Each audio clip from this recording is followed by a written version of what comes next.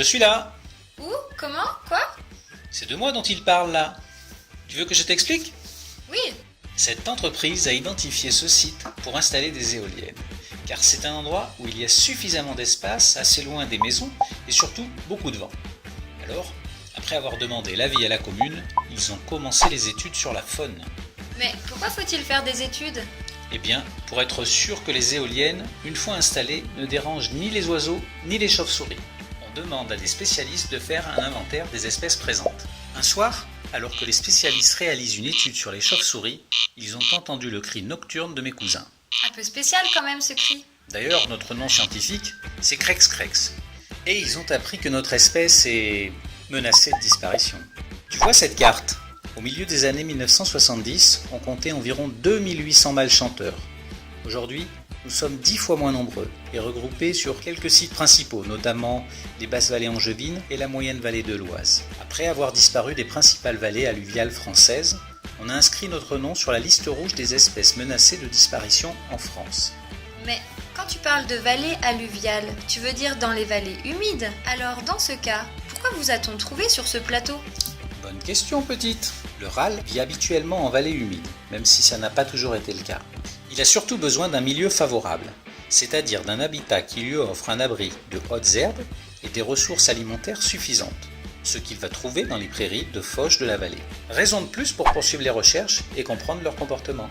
Et j'imagine que c'était plus compliqué pour le développeur de projets éoliens si vous, les râles déjeunaient, une espèce menacée, vous trouviez là où il souhaitait construire des éoliennes. En effet, c'est pourquoi Enertrag a souhaité poursuivre les études pour mieux comprendre notre présence dans un milieu peu favorable. Ils se sont donc rapprochés de spécialistes de notre protection, le Conservatoire des espaces naturels de Picardie. Enertrag a donc conclu un partenariat avec le Conservatoire pour l'aider dans ses actions de prévention et de protection concernant notre espèce, et a financé les recherches et les actions de prévention concernant le râle déjeuner pendant plusieurs années. D'accord, j'ai compris. Et le conservatoire, ils font quoi exactement? C'est une association à but non lucratif qui œuvre pour la préservation de l'environnement. Voici leurs principales actions. Des spécialistes scientifiques recensent, étudient et identifient les sites et les espèces naturelles remarquables. Ils achètent par exemple des terrains pour préserver les richesses écologiques et paysagères. Ils entretiennent ces sites régulièrement, les restaurent si nécessaire, mettent en place des pâturages ou guident vers une fauche plus responsable. Ils organisent des actions de sensibilisation du grand public, des sorties découvertes, des chantiers nature et publient de nombreux documents. Alors, qu'est-ce qu'ils ont mis en place pour sauver ton espèce? Avant que je t'explique les actions mises en place, je vais t'en dire un peu plus sur notre mode de vie de migrateur au long cours. Nous sommes des oiseaux migrateurs, donc à partir de septembre, nous nous en allons vers le sud, pour passer l'hiver, dans le sud de l'Afrique. Et oui, il y a des dizaines de milliers de kilomètres d'ici. Et ensuite, nous revenons fonder une famille en France, au printemps. De mi-mai à fin juin, invisibles dans les hautes herbes, nous nous livrons à une parade. Tournant sur nous-mêmes, criant « Crex, crex », nous cherchons à conquérir un cœur. À moins que ce ne soit ta belle qui te fasse tourner la tête. C'est alors que dans la plus grande discrétion, que le couple se forme.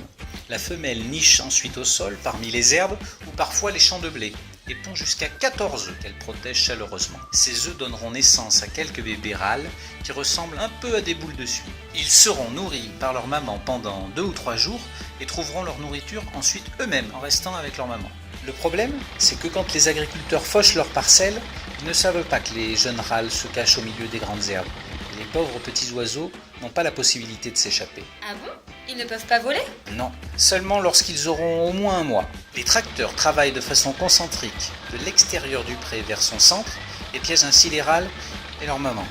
Oh non! Ce n'est pas la seule raison qui menace notre existence. La destruction de notre habitat, les insecticides chimiques qui détruisent les insectes que nous mangeons, ou encore la fauche précoce qui nous empêche de pondre tranquillement. C'est une histoire triste qui vous arrive, les rats de déjeuner. Pas si triste que ça, on l'espère. Il y a des gens qui se mobilisent pour sauvegarder notre espèce. Le conservatoire fait beaucoup de choses et grâce au partenariat avec Enertrag, ils aménagent 5 hectares de prairies en moyenne vallée de l'Oise, ce qui permet d'accroître la surface disponible pour la reproduction et de favoriser la biodiversité.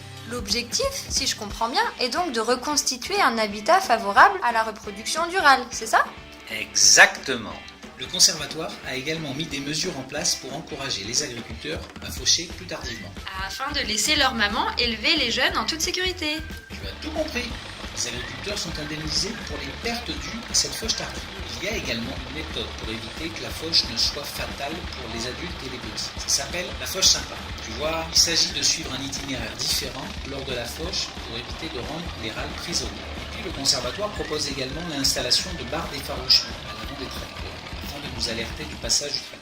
Le partenariat avec Enertrag a permis d'acquérir 2 nouvelles barres d'effarouchement. Alors si j'ai bien compris, Enertrag a participé à toutes ces actions en finançant ces mesures de protection. Oui, ce partenariat a permis en effet au conservatoire d'approfondir les recherches pour mieux nous connaître, de mettre en place des mesures d'urgence pour notre survie et d'augmenter les surfaces de prairies pour nous reproduire. Et le parc éolien alors? Comme Enertrag a montré qu'ils savaient prendre en compte l'environnement et qu'ils ont pris les mesures adéquates pour le préserver, ils ont obtenu les autorisations de construire le parc éolien que tu vois autour de toi. Et le RAL alors? Le conservatoire continue ses recherches car son comportement et sa présence ne sont pas maîtrisés à 100%. Et Enertrag est toujours partenaire du conservatoire? Oui, Enertrag continue de financer le travail du conservatoire. Ils sont convaincus que l'énergie éolienne et la protection de la biodiversité sont compatibles quand les projets sont réalisés en bonne intelligence. Et n'oublions pas que l'éolien présente de nombreux avantages en termes de développement durable, notamment dans la lutte contre le réchauffement climatique. Merci pour toutes ces informations, monsieur le RAL, et au revoir!